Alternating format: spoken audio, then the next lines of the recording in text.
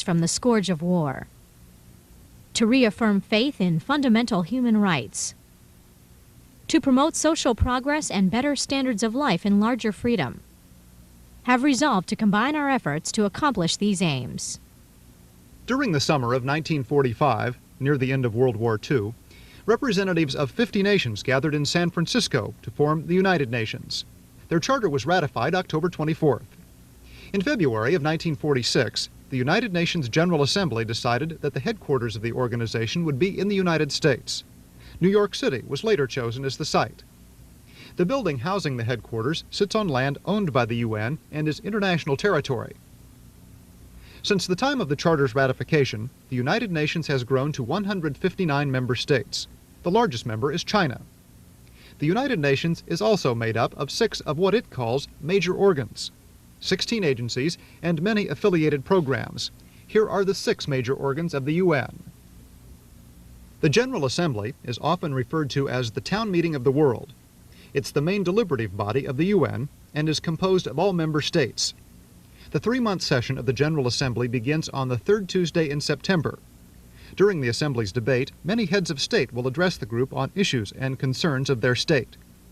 The General Assembly does not have the power to compel an action by a government. However, it can make recommendations. One of the many programs established by the General Assembly is UNICEF, the United Nations Children's Fund. The Security Council has as its primary goal maintaining security around the world, including sending peacekeeping operations to member states. Debate on the Council includes security questions of member nations. In January of 1989, members discussed the downing of a Libyan fighter by American planes. We fully understand and approve of the reasons which prompted the Libyan government to ask for the convening of the Security Council and to voice its legitimate complaint. The use of force by the United States is unacceptable and represents a serious threat to the security and stability of a sovereign state, an act that is in violation of international law. Routine operations over international waters well beyond the 12-mile limit of the territorial sea claimed by the government of Libya were aggressively and hostilely challenged by the Libyan Air Force. The recordings of the pilots' conversations, which were published over television, and which I will not repeat here, make it all the more clear that we acted in self-defense. It does not enhance the cause of world peace or the role of the Council to pretend that the facts are other than what they are. The Council is the only organ of the UN whose decisions command compliance by all members. Any one permanent member, however, can veto a proposal. The 5 permanent members on the Council are China, France, the USSR, the United Kingdom, and the United States. The other 10 members are elected for 2-year terms. The third organ of the United Nations is the Secretariat. It overlooks the day-to-day operation of the UN at the headquarters and in the field by administering its programs and policies. The Secretary General, who's appointed by the General Assembly, is the head of the Secretariat. One of the many functions of the Secretary General is the power to bring any matter to the Security Council, which he feels threatens international peace and security. The fourth organ of the United Nations is the Economic and Social Council. It's under the authority of the General Assembly. The Council coordinates the economic and social work of the UN and the specialized agencies. The Trusteeship Council is assigned to supervise the administration of trust territories, which are territories under the jurisdiction of another nation. One of the goals of this council is to assist these territories to become self-governing. The International Court of Justice is located in The Hague and is the only organ of the UN not located in New York City.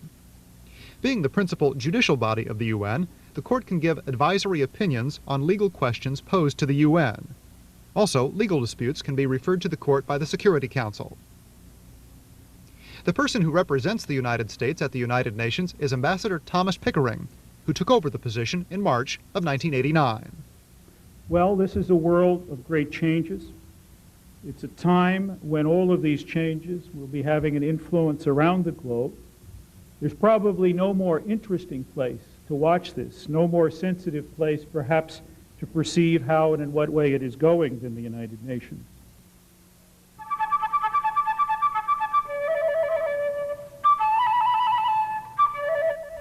Coming up next, we continue our look at events in the Persian Gulf region with an interview with Ambassador Jeane Kirkpatrick. She will continue our discussion of the role of the United Nations in Persian Gulf region events, and she'll offer her perspective as a former U.S. representative to the UN during the Reagan administration.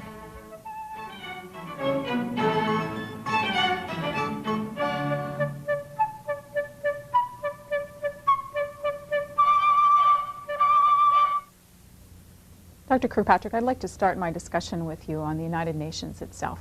Could you have foreseen a series of events like the decisions made just recently by the United Nations? Well, I could have foreseen them now, but I couldn't have foreseen them 2 years ago. But because what they reflect is not only the world's outrage and disapproval of Saddam Hussein's aggression, but they reflect the end of the Cold War and the Soviets' willingness to join in consensus with other nations in defining aggression in conventional ways. You know, it couldn't have happened until the Soviet Union was ready to adopt conventional conception of aggression. In the most recent decision, it seemed as though there was a little bit of foot dragging on behalf of the Soviet Union. What was going on behind the scenes, do you suspect? Well, I think that there's several things one has to bear in mind. One is that the Soviet Union has been a treaty ally of Iraq's for decades.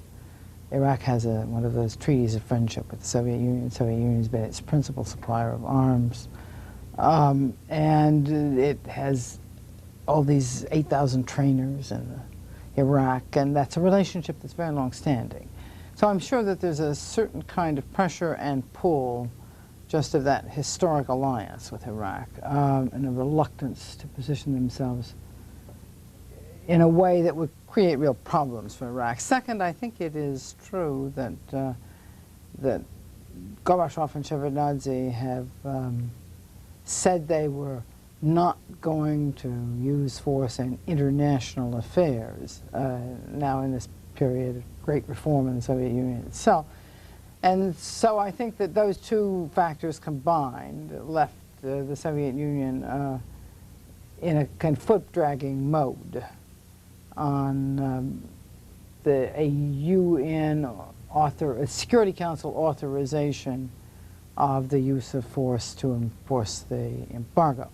But of course the Soviet Union came around on it. And I'm not surprised either by that, because I think that the new, reformed Soviet government is really quite interested in playing a constructive role in the UN and elsewhere. Did the Bush administration do the right thing at the right times with regard to the United Nations and its seeking of approval from the UN? Oh, I think the Bush administration and its UN team have just been extremely skillful and effective, and I give them very high marks, kudos, for their performance in the UN. I think, first of all, they were right in going to the UN immediately after Saddam Hussein's invasion of Kuwait, and they immediately went to the Security Council and sought action and condemnation of Kuwait's incorporation into Iraq. And there were, of course, a series of resolutions, beginning with the outright condemnation of the Iraqis for an act of aggression. That's very important. That language is very important in the UN, because an act of aggression is a threat to international peace and security, and it creates the situation in which the UN may adopt, the Security Council may then adopt sanctions. And so they first sought UN condemnation of an act of aggression, and they got that characterization of the invasion as an act of aggression. Second, they sought the UN support for sanctions. And third, now they've got UN support. Well, and a UN resolution, Security Council resolution, declaring null and void the incorporation of Kuwait by Iraq. And now the support for the use of minimal force in enforcing it. Each time it's been necessary to do some UN politicking. Everything requires some UN politicking. And they've done it very effectively, and I think they really deserve very, very, very high marks for this performance. That U.S. team is led by Thomas Pickering. What can you tell us of him? Well, he's a career diplomat.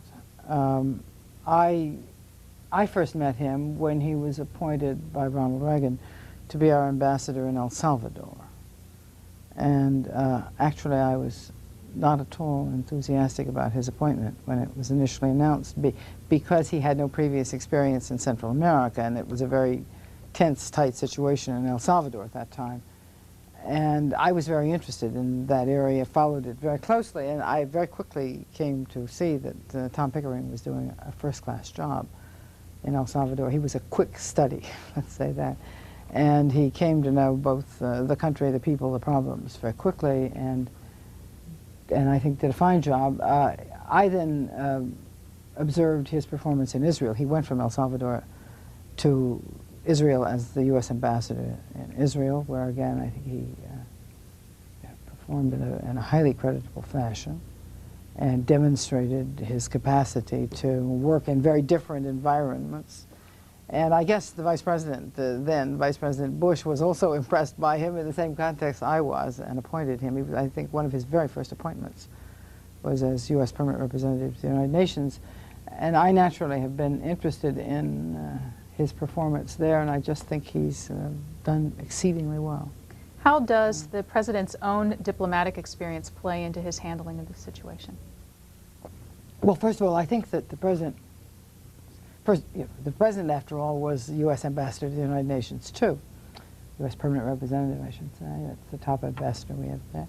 And so he knows a lot about the way the UN works and can work, and he also knows what it's good for. You know, it's been said about the United Nations that its principal function is collective legitimization and delegitimization. UN really can't, can't make war, and it can't impose peace, but it can legitimize and delegitimize actions by providing an arena in which the countries of the world can express their views. And that collective delegitimization of an act can be really quite important and disabling to the country who's being delegitimized. And in this case, it was Saddam Hussein. And I think that the fact that President Bush understands what the UN can do encouraged him to move immediately into the UN to seek this delegitimization of Saddam Hussein's seizure of Kuwait. And I also think that it makes him just much more skillful in coalition building. I think they've done a really first-class, very impressive job in securing,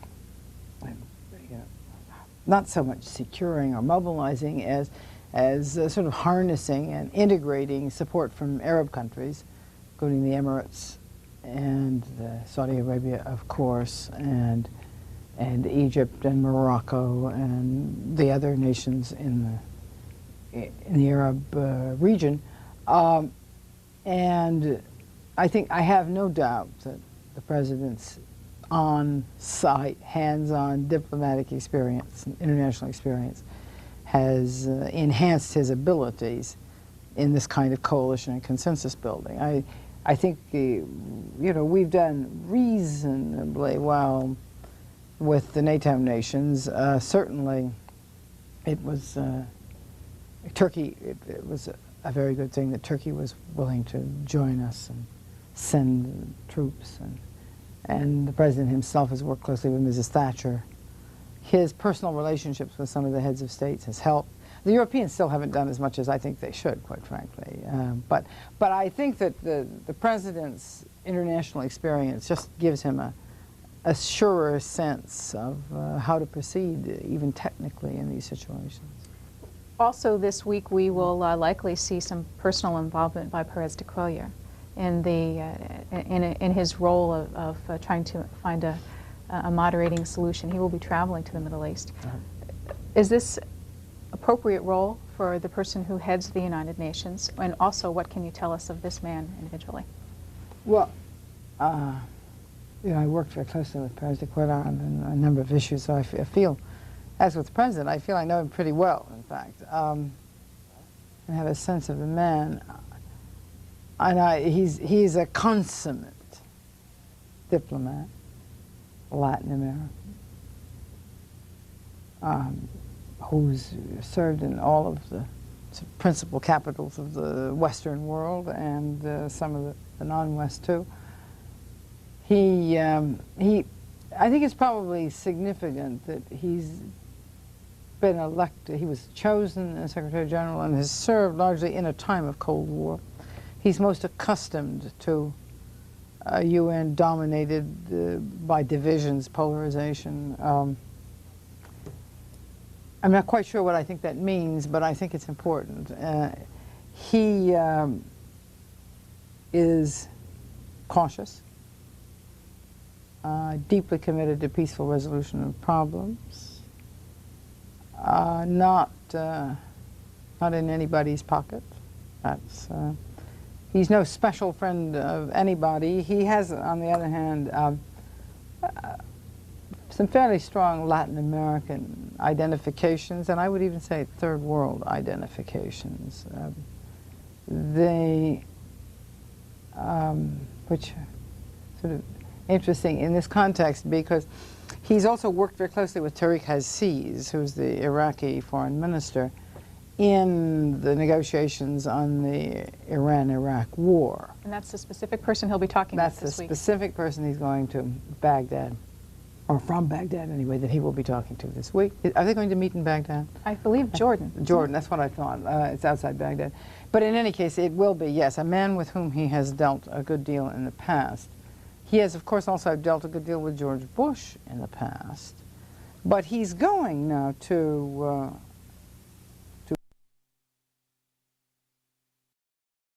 declare null and void the incorporation of Kuwait by Iraq, and which has not only declared sanctions and an embargo, but has authorized the use of force against Iraq. So it isn't as though he's free, no matter what his personal feelings may be, he's not free to treat this as just, two parties with different views of a problem. The Security Council of the United Nations has clearly branded Iraq an aggressor. I think it would have to be the case that Javier Pérez de Cuellar would have to see his job as not only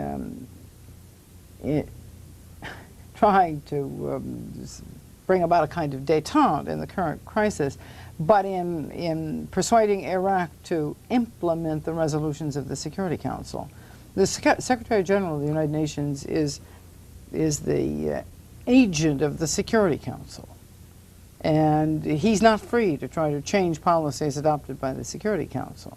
So he's going into these conversations with very clear instructions, you might say, from his Security Council about what the situation is. It's very interesting to me that none of the resolutions in the Security Council mandates the Secretary General to seek some sort of resolution of this problem. That's particularly interesting because in the past, most resolutions of the Security Council which involve disputes among nations, do call on the Secretary General to use his good offices to try to seek a resolution of the dispute. These resolutions don't do that.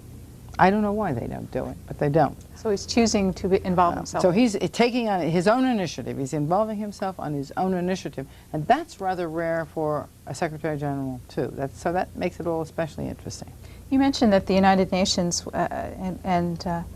specifically Pérez de Cuellar, was involved in negotiating during the Iran-Iraq war. Iraq comes to the table feeling how about the United Nations in general, other than this time period? What kind of a history had it had with the United Nations in getting what it wanted, or? Well, Iraq. First of all, Iraqi diplomats are often quite skillful. Iraq has a strong foreign service and a tradition of competent diplomats, and they have had some very competent diplomats at the United Nations. One of their diplomats, Ismet Ketani, was president of the General Assembly and has served in various roles in the Security Council. And there have been some, I don't mean the Security Council, I mean the Secretariat, excuse me. There have been quite a lot of ties between Iraq and the Secretariat of this United Nations. Iraq, you know, was the much easier country to deal with during the Iran-Iraq war, I think for at least two reasons. One is that the Iranians were just very unreasonable much of the time, and frequently were not speaking to almost anybody else in the United Nations. And frequently the Iranian ambassador was not on, the Iranian government were not on speaking terms with most of the members of the Security Council. The Iraqis, who were in a very bad bind militarily in much of the Iran-Iraq war, were on the other hand very active in the UN and the Security Council and cooperative in trying to seek a ceasefire and so forth. They wanted a ceasefire for no other reason than they needed a ceasefire. And they found a lot of support for their position among the countries and through the Security Council and around it. So they come to the UN with a strong position historically, and a good many personal ties and a good sort of national experience through the Iran-Iraq war. And it must be a big shock to them that these resolutions have been passed which unanimously, or nearly unanimously, condemn Iran.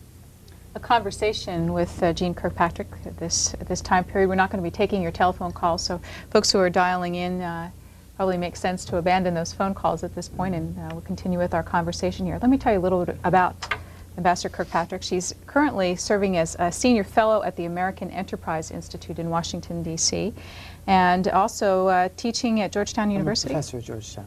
Professor at Georgetown. In what subject areas? Government. I'm a professor of government at Georgetown. What level of students are you taking on? Graduate mostly? I take senior majors in government and international affairs and graduate students. You're also writing columns.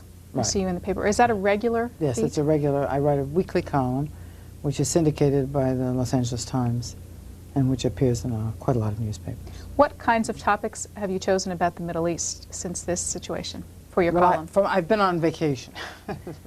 August is the month I almost always take off from my column. But I have just last week written a column on the war that's and what I thought had happened and should happen. And what should happen? What are you saying? Well, I think that I'm very supportive, in fact, of the administration's policies now. At this stage, I think that we should continue the sort of squeeze and contain. That's a blockade, strong blockade, close all the leaks in the blockade. I think it's very important for the administration to achieve its goals now, its stated goals, including the restoration of an independent Kuwait and the restoration of the Kuwaiti government. I also think that it's important not to leave Saddam Hussein with the kind of war-making capacity that he's had until now. We've got to find a way to discourage his use of force and threats of force in the in the future against all of his neighbors, virtually all of his neighbors. He's either committed aggression or threatened aggression against virtually all his neighbors. Critics of the situation will say that it is the West that gave him the power to be an aggressor in the area. Did earlier policies, in fact, contribute to the Saddam Hussein that exists today? Well, I think that, frankly, there's a certain amount of exaggeration. There's a certain amount of truth and a certain amount of exaggeration in that characterization. Actually, Saddam Hussein's principal sponsor militarily has been the Soviet Union. I mentioned that they had signed a friendship treaty decades ago, and that the Soviets have provided Iraq with very substantial material and training.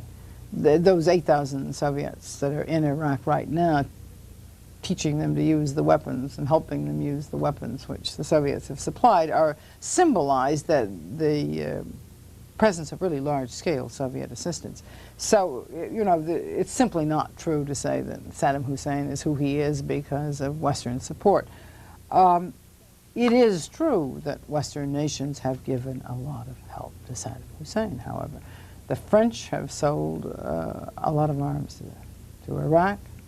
They've been probably the principal Western arms suppliers and have given a lot of those, sold a lot of those on credit, moreover, when subsidized and with credit. The Germans have provided a good deal of credit, and also, unfortunately, a substantial part of the component, chemical weapons. So some of the European countries sold those components of chemical weapons. Italy has, for example. I think the Netherlands did for a period. And the United States tilted toward Iraq during a period during the Iran-Iraq War. This all happened during the Iran-Iraq War, by the way, when everyone was worried virtually in the West about the possible victories of the Ayatollah Khomeini. And when the Iranian armies began to advance into Iraq and to press at the perimeters of Iraq, the concern about a victory by the Ayatollah Khomeini and his forces caused a lot of a good deal of Western support for Iraq. Were you one of those people that supported Iraq at the time?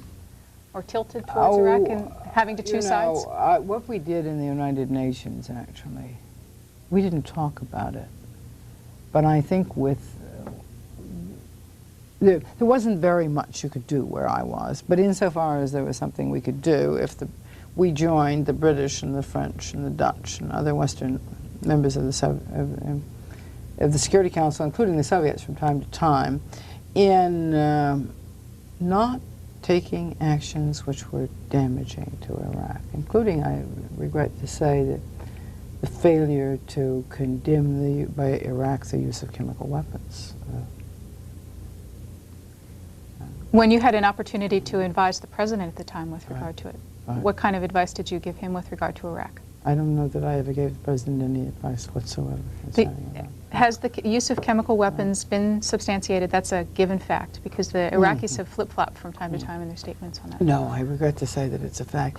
The Iraqis, there's just really no question that the Iraqis used chemical weapons against the Kurds, the Iraqi government did, and in their own country, and they used chemical weapons against the Iranians. I think the Iranians also used chemical weapons against Iraq. I'm not much mistaken. With regards to justifying his move, President Saddam Hussein is suggesting he has a legitimate stake on the territory of Kuwait. Right. Where does that claim come from? I think that's just for the birds, if I may say so. I really, some silly birds too. It is a fact that, I mean, Iraq did not always exist in its historical borders. It didn't always exist, period. And Kuwait didn't, and no country in the Middle East did. Their boundaries are an artifact of colonialism in part, as well as an artifact of their own ethnic sort of lines. And they were drawn as much by the colonial powers as they were drawn by anyone else. That's true of all the countries in the Middle East, basically. It's also true of the countries in Africa and most of the countries in Asia, a lot of the countries in Asia. It's true of a lot of the European countries, too, that their boundaries have been drawn as a consequence of wars, now and then. And I mean, what makes it absurd is that Kuwait was universally recognized as a sovereign country, which was membership in the United Nations and diplomatic relations with most of the nations in the world, and to suggest that because sometime there were no boundaries between those countries is to make exactly the same argument the dictators have always done. Hitler made that argument in the time of the Anschluss, you may recall, and Gaddafi made that argument at the time that he invaded Chad, and so forth and so forth. As an academic, when you look at the comparisons that are being drawn between Saddam Hussein and Hitler, are they legitimate comparisons? Well, the problem with analogies is knowing what's similar, where the analogy begins and where it ends. There are certain similarities which are certainly real between Saddam Hussein and Hitler. I mean, both are men with a real proclivity for violence. I think that's clear. I wish it weren't, but I think it pretty clearly is that Saddam Hussein has, after all, under Saddam Hussein, the Iraqi government itself has become very repressive. A lot of violence has been used against the Iraqi population. There have been use of force against Iran, use of force now against Kuwait, lots of threats of the use of force against Israel, Syria. Most of his neighbors have been threatened. No, Hitler was a violent man. Saddam Hussein is a violent man, no doubt about that. I don't think Saddam Hussein is in a position to expand as far as Adolf Hitler was in a position to expand. Would he if he could? Maybe. Certainly they are both profoundly anti-Semitic. That's, I think, another valid analogy. But I don't think I'm not sure that it's very useful to press the analogy very far, because the situations of Iraq and Germany are just very different. We have, as the United States, made one of the must-dos with regard to the situation, the restoration of the rightful government of Kuwait. Mm-hmm. That government's not a democracy, however. That's right. Should we be supporting governments that are not democracies? Oh, you know, that's... I think what we're doing is opposing aggression. My own judgment really is that it's almost always a mistake for the United States to become actively involved in supporting really repressive governments. Now, I don't think the government of Kuwait was really repressive government. I don't think, by the way, that, you know, there aren't really many, if any, democracies in the Middle East except Israel. But not all the governments are as repressive as Iraq, and almost none of the governments except Syria are as expansionist as Iraq. Maybe even Syria is not as expansionist, though it's certainly an expansionist dictatorship. I think as between the government of Kuwait and the government of Iraq is much more violent and much more repressive, much more dangerous for the rest of the world. And I think that we are supporting the government of Kuwait because it was a sovereign government, which was a victim of a very bald act of aggression. That's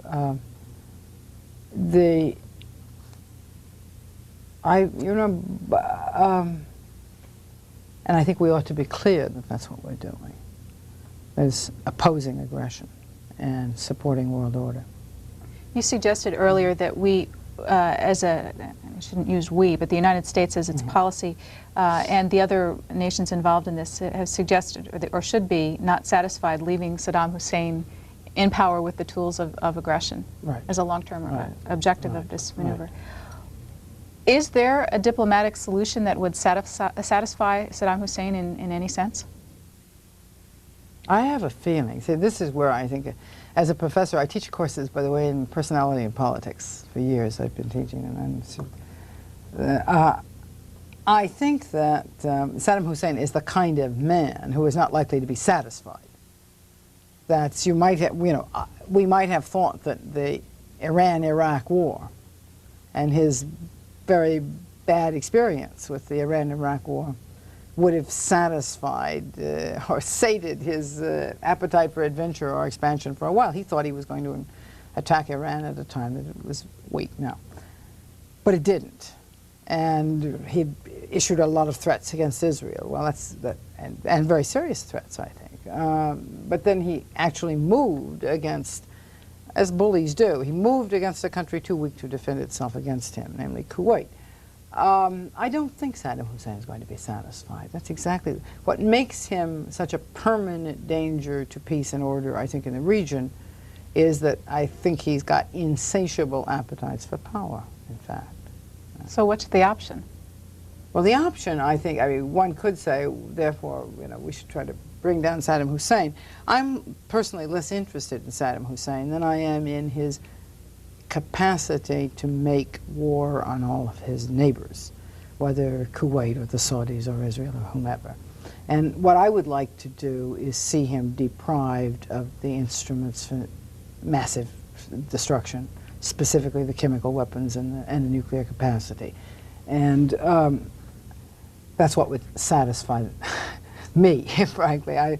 I don't think we can satisfy Saddam Hussein, though, in negotiations. Who's left in the country if he goes? Unless, by the way, we give him control of the Gulf, you know, and all of his resources. I think he might be satisfied, temporarily at least.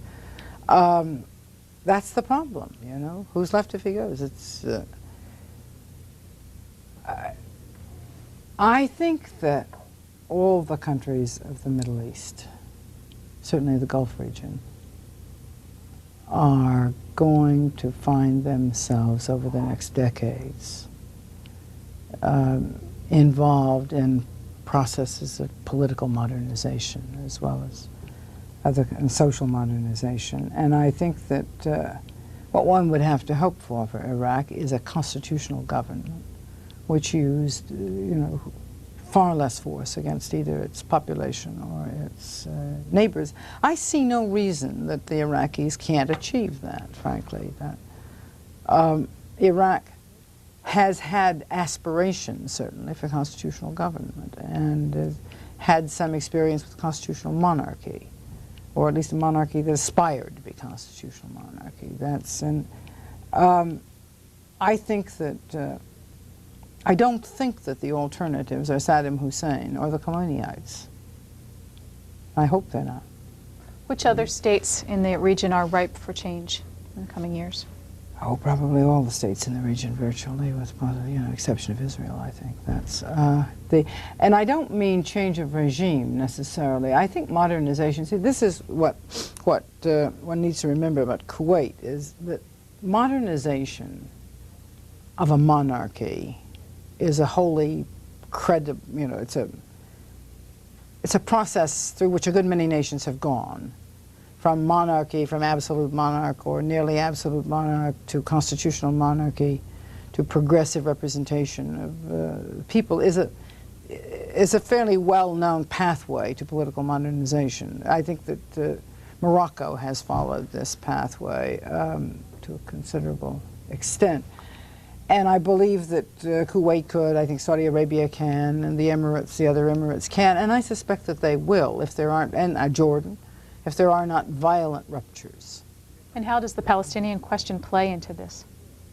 Well, it's interesting, isn't it, that Yasser Arafat was one of the very, very few leaders in the Arab world who offered support for Saddam Hussein in his action against Kuwait, moreover. And it's also interesting that the Palestinians, a lot of Palestinians in Jordan have expressed a lot of enthusiasm for Saddam Hussein and his aggression even.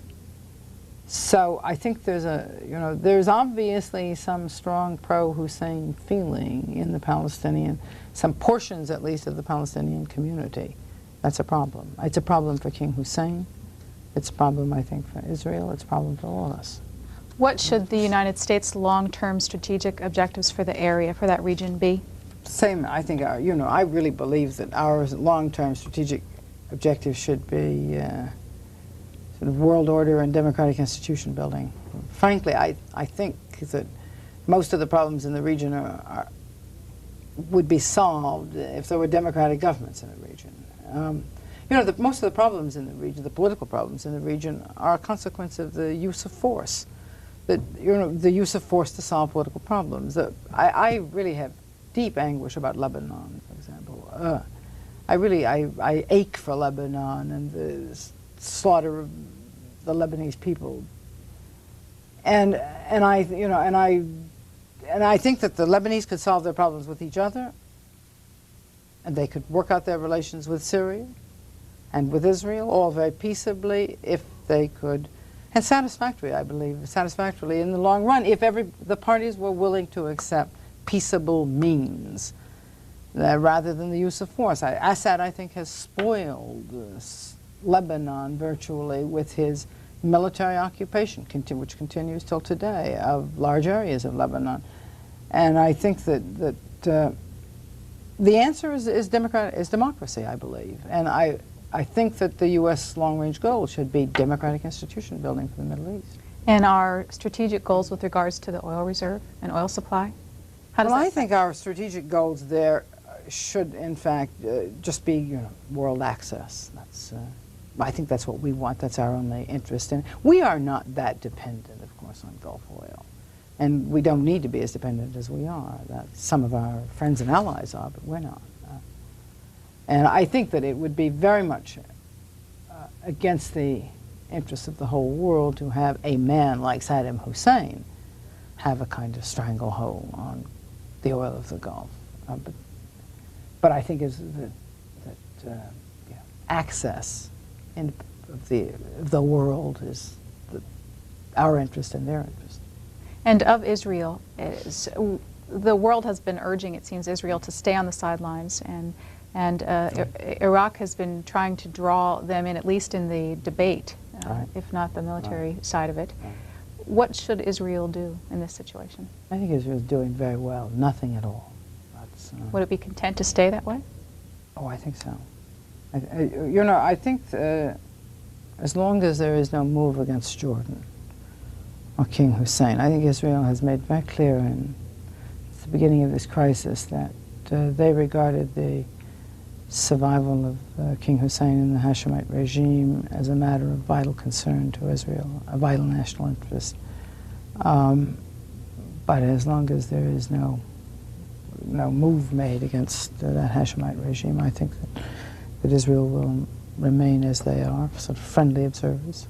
As you look at the situation as it exists now, we're 3 weeks into this, I guess, is this something that's going to be solvable in a short-term deal, or is it a longer-term situation?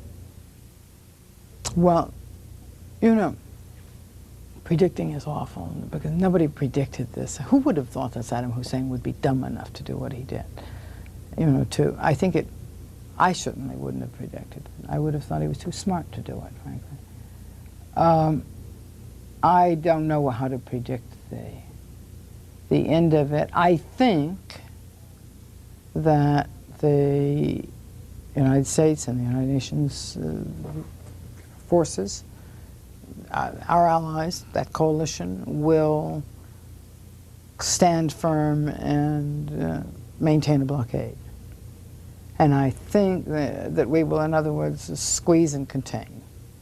And I think that Iraq and Saddam Hussein's regime will not be able to stand that too long. But that's a fairly long-range scenario. Anytime you've got a personalist regime like Iraq, headed by one man who really finally makes all the decisions, calls all the shots, you have a very special kind of instability, though, because he could decide almost anything. And he could also be overthrown.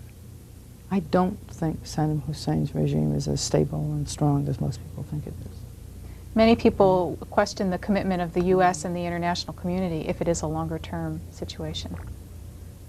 How's the stick-to-itiveness, do you think? Well, I suspect our stick-to-itiveness is about as good as anybody else's. I think Saddam Hussein has already demonstrated in that 8-year-long war with Iran that he's prepared to impose almost any kind of hardship on the Iraqi people.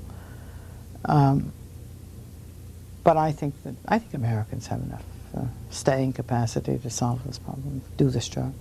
We only have a couple of minutes left with you. You miss being in the midst of all of this? No.